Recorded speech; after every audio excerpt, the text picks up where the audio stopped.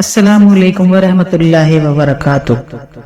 آج قافلے کی فردوگاہ میں غیر معمولی گہما گہمی ہے۔ اونٹوں کے بلبلانے کی آوازیں دھماکوں کی طرح سنائی دے رہی ہیں، جس کے ساتھ ان کے گلے میں پڑی ہوئی گھنٹیوں کی آواز وہ ہنگم عجیب بے تکی سی محسوس ہو رہی ہے۔ لوگ افراتفری کے عالم میں ادھر ادھر بھاگ رہے ہیں، بعض سروں پر گٹھر اٹھائے ہوئے ہیں، بعض گدھوں پر کام لے رہے ہیں، کہیں غلاموں کی چیخ پکار ہے، کہیں آقاؤں کے ہاتھ تیزی سے کوڑے گھماتے ہوئے نظر آتے ہیں۔ بے بس غلام جن پر سٹاک سٹاک کوڑے مارے جا رہے ہیں، گدھوں سے بدتر اور اونٹوں سے کمتر سمجھے جاتے ہیں۔ بیچارے اپنی ہی پیٹوں پر وزنی سامان اٹھائے لڑکھڑاتے ہوئے پردوگاہ کی طرف چلے جا رہے ہیں، اور ان کے قدم بوجھل اور دماغ اور چہرے زرد اور جسم پسینے سے سرابور ہیں۔ اس پر بھی بے رحم آقاؤں کے چہرے پر شکن ہے اور زبانیں قینچی کی طرح چل رہی ہیں۔ کہیں جوڑ توڑ ہو رہا ہے، کہیں مول تول کی باتیں ہیں، کہیں جنس کی پرکھ کی جا رہی ہے، کسی کو مسلا جا رہا ہے، کوئی سونگ رہا ہے، کوئی چکھ رہا ہے، کوئی صرف دیکھ رہا ہے، کسی کی آنکھ بند ہے لیکن دماغ سوچ اور انگلیاں گنتی میں ہیں۔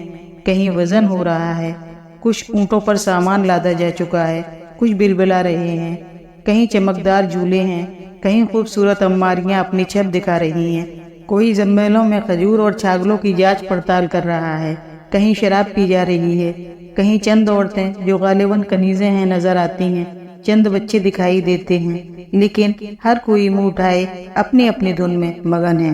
دن ڈھلتے ہی یہ سارا ہنگامہ شروع ہو گیا تھا۔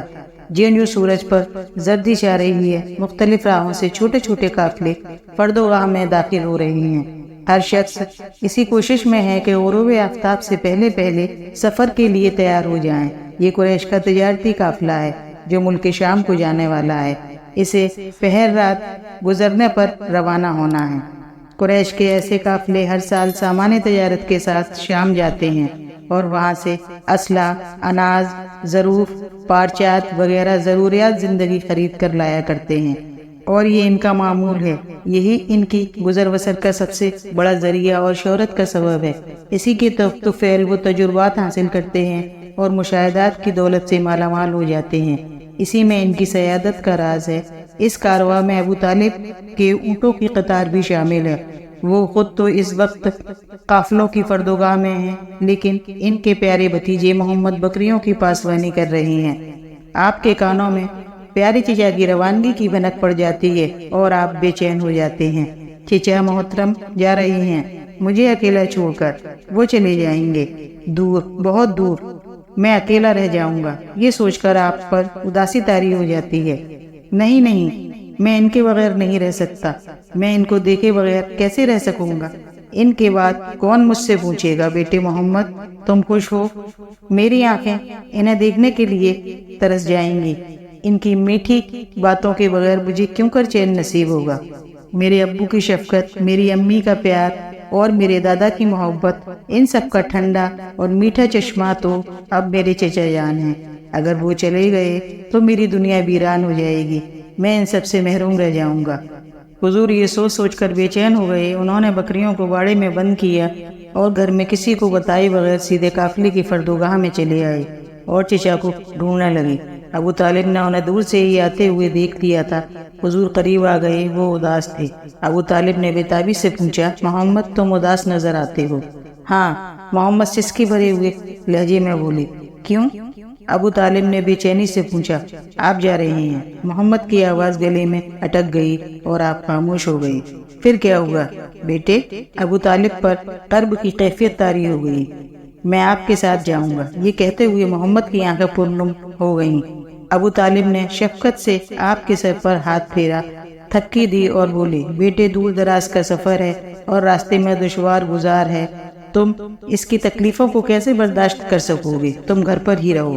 محمد نے دکھ بھرے لہجے میں کہا، آپ کے ساتھ رہ کر مجھے کسی تکلیف کی پرواہ نہیں۔ ابو طالب نے آپ کی پیشانی کو بوسہ دیا اور گال تھپ تھپاتے ہوئے، تم ابھی بچے ہو، کیوں اپنی جان کو ہلکان میں ڈالتے ہو؟ میں تمہارے لیے شام سے طرح طرح کے تحفے لاؤں گا۔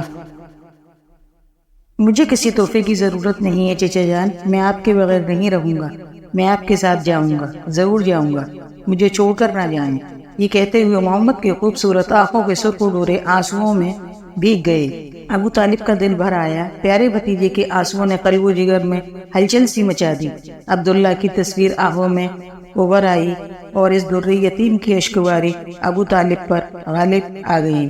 وہ کچھ کہنا ہی چاہتے تھے کہ محمد بے اختیار ان سے لپٹ گئے اور سسکیاں بھرتے ہوئے بولے, چچا جان, وہاں کچھ بھی ہو میں ضرور آپ کے ساتھ جاؤں گا.